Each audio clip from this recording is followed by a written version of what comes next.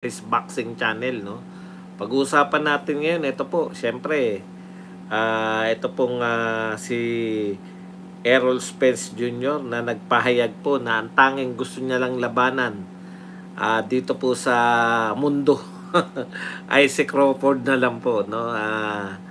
Tapos, meron din pong sinasabi yung mga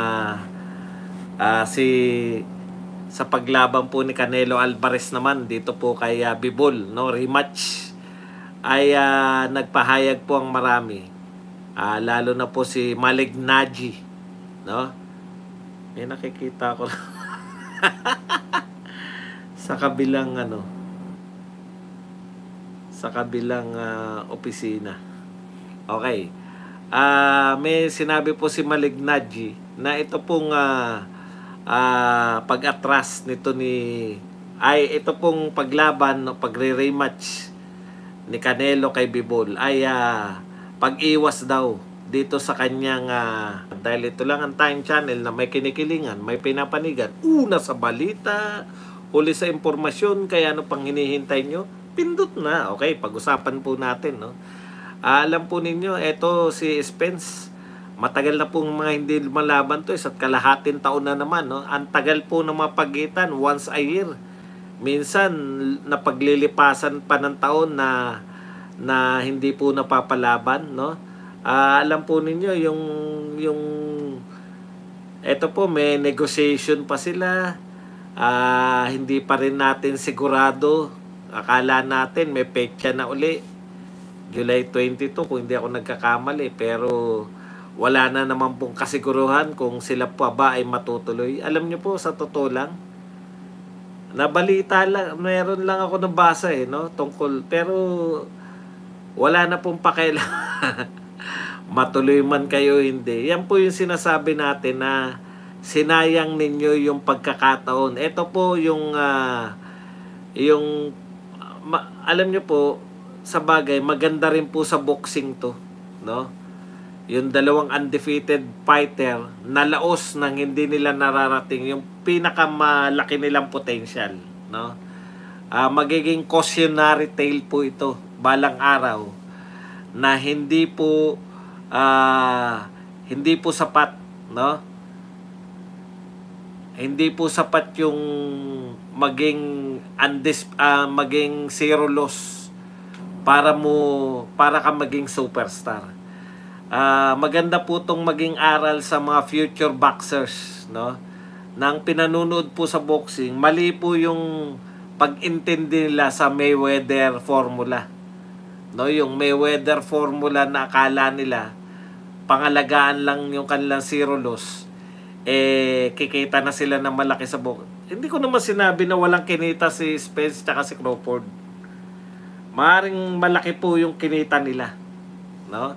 Per fight siguro kikita sila ng 10 million. Pero kumpara nyo naman po kung ang laban ninyo ay nung panahon na sabik yung mga tao, nung panahon na nariyan pa si Pacquiao, alam po ninyo, yun ang sinayang nyo eh.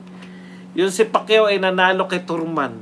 Kung kayong dalawa, parang naging elimination sana yung, di ba, si Pacquiao champion. Tapos maglalaban kayong dalawa for the right, no? Ang intriga kasi naroon eh. Buhay pa si Pacman at that time, yung kapapanalo kay Turman. Sikat na sikat si Pacquiao, nang talunin niya yung isa sa pinakasikat sa welterweight, si Turman nga. Tapos kayo, kung sino-sino yung nilalabanan nyo, no? Kung naisip nyo sana na maglaban at that time, ang laki po ng pera niyan kasi very intriguing eh. Parang kasama po sa premyo ninyo, no? Kasi pareho kayo may belt at that time. Kasama po sa magiging premyo ninyo yung the right to face Manny Pacquiao dito sa pagiging undisputed, no? Yun yung pinakamalaking sinayang ninyo. Sa totoo lang, hindi nyo naman na-establish yung sarili nyo as superstar eh. Meron kayong potential, magagaling kayo pareho ni Spence at si Crawford, magaling kayo parehong boxer. Pero yung potential nyo talaga na maging superstar, nakasalalay sa nakasalalay doon sa tagpo na kayo yung pagsasalinan ni Manny Pacquiao ng kanyang corona, no? Tapos yung pinakamagandang paraan ng pagsasalin, yung kapapanalo ni Manny Pacquiao noon, tapos kayo naglaban kayong dalawa, ang daming manunod nun dahil ang akalain talaga ng tao, eto after nito. Dahil si Manny Pacquiao, alam natin na hindi na magtatagal sa boxing. Yung mananalo sa inyo, ilalaban kay Pacquiao. Yun na yun. Yun na yung global superstardom na iniintay ninyo. Pero pag patumpik-tumpik, mga petty na mga usapin, tignan nyo. Mas malaki na sa inyo ngayon si Tank Davis. Mas malaki na ang karir ni Tank Davis kaysa sa inyong lahat. Kasi naglaban si Tank Davis at saka si Ryan Garcia sa panahon na gusto ng tao na maglaban sila, no? Parehong undefeated, parehong nagsabi na magagaling pareho. Okay. Kayo, alam nyo, kala nyo pag naglaban kayo, kahit magkwentahan kayo ngayon na mga malalaking premyo ang ibigay sa inyo, hindi nyo kikitain yung kinita ni Tank Davis at saka ni Ryan Garcia. It's all about timing. Minsan timing na nasura na yung mga tao na nawala ng gana. Ika nga. Matagal nyong pinatakam, matagal na wala nang sense 'Di ba?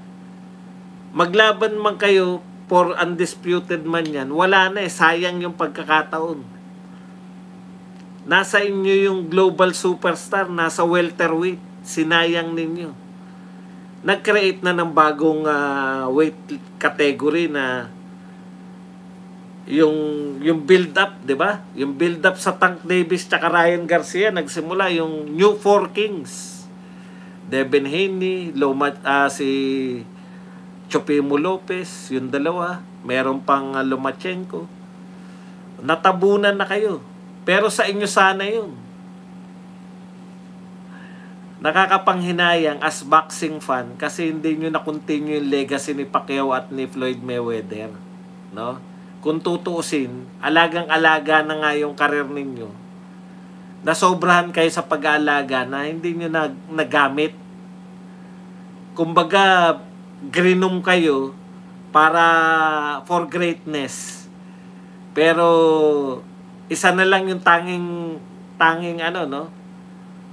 para makamtan yung pagiging dakilang mga boxer. Kinakailangan nyo naman maglaban. Yun yung problema po. Ano kayo? Okay. Punta naman tayo dito kay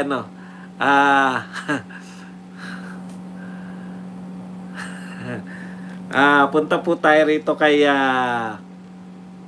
Canelo Alvarez. Nung in-announce po na si Canelo Alvarez gusto niya mag-rematch kay Bivol kaysa kay Benavides, ang dami nag-react na sana si Benavides na lang. Mas gusto ng tao si Benavides, no?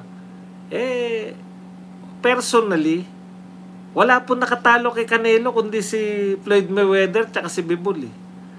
At sa tingin niya, personal po yun di ba?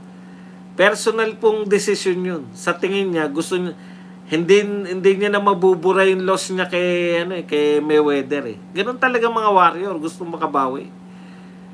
Si Mayweather malabo na niyang mabawian kasi retired na Pero eto si Bivol, ang laki ng chance niyang bawian, no? Sa totoo lang, malaki si Bivol, 175. Bakit si Bivol gusto niya pa rin labanan? Naramdaman niya naman yung suntok ni Bivol. Kaya niya yung suntok ni Bivol. Marami lang talaga magbato si Bivol. Pero bakit hindi po si Beterbiev ang kanyang hinahamon sa 175? Di mo ba? Hindi niya kakayanin yung suntok ni Beterbiev Tandaan nyo, kahit yung huli niya nakalaban si Ryder, mamimili rin lang si mukhang hindi siya cherry picking kung yung ginagawa niya, di ba? Ito nga, maliit na. Tignan nyo, maliit. Mas maliit pa sa kanya si Ryder. Tapos sa 168, hindi niya pa napabagsak. Ibig sabihin, wala na yung ni Canelo eh. Lalabanan na lang ni Canelo yung mga walang punching pa. Si Bivol wala namang punching power si Bivol eh. Diba nakatagal nga si Canelo sa dami ng tinamo na suntok. Okay, pero hindi po kasalanan ni Canelo yan eh. Yung nagsasabi na si Canelo pa yung umiiwas kay Bivol, isa lang ang tanong ko dyan. Bakit hindi labanan ni Bivol si Charlo? Bakit hindi, ni Bivol, bakit si Benavides pala? Bakit hindi labanan ni Benavides si Charlo? Bakit hindi labanan ni Benavides si Andrade? Bakit hindi labanan ni Benavides si Munguia? Yun po ang kinakailangan niya. Labanan niya lahat ng may pangalan. Parang ngayon, wala na mapilitan na si Canelo na lumaban sa kanya or magretiro. Ganun lang po yun eh. Kasi napakita niya na kaya niyang talunin ng lahat. Si Canelo na lang ang pwede. Hayaan niyo yung tao. Yung tao mismo yung maghabol. Yung tao mismo yung may clamor na pag naubos mo yan, tinalo mo si Charlo, yung magkapatid na Charlo. Tinalo mo si Munguia, si Andrade, sino pa ba ang mga nariyan? Lahat ng may pangalan sa middleweight, super middleweight, pati si Triple G, si Jacobs, lahat. Palaos, retirado, lahat talunin mo. Hanggang sa wala nang matira, tinalo mo na lahat. Wala nang magagawa yung mga tao kundi manawagan na labanan ka na ni Canelo. Dalawa lang ang pwedeng gawin ni Canelo at that time. Is either labanan ka o magretiro na lang siya. Ganun. Ngayon, hingi kayo ng hingi ng laban. Kayo rin naman, hindi rin naman yun nilalabanan. Deserve ba ni Canelo na lumaban sa inyo? Deserve ba na Canelo na ibigay sa inyo lahat ng belt ng pagganong-ganon? Pagtrabahuhan nyo yun, kasi pinagtrabahuhan niya yun.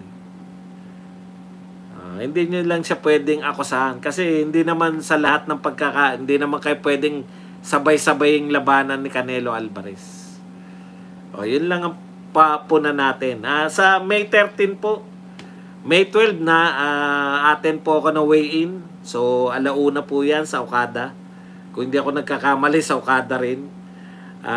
Kaya, parang open po sa lahat eh. No? Kaya, 2 beses pwede tayong magkita-kita. Hindi ko po alam sa Ilorde, yung press conference, kung po pwede tayo ron. Kasi press conference, hindi naman tayo press, di ba? Baka mga invited na press yan. Gusto ko rin, kaya lang medyo alanganin ako. Depende kung maraming mga tropa pips na pupunta ron, punta tayo. Pero sigurado po ako sa May 12 at May 13 sa laban mismo sa Okada. Magkita-kita po tayo riyan. Hindi ko alam kung before nung laban magkita-kita na kami nila Quadrolas, makapamasyal naman kami sa Dolomite Beach. Yan, no? Tsak, dudumugin din si Quadrolas doon.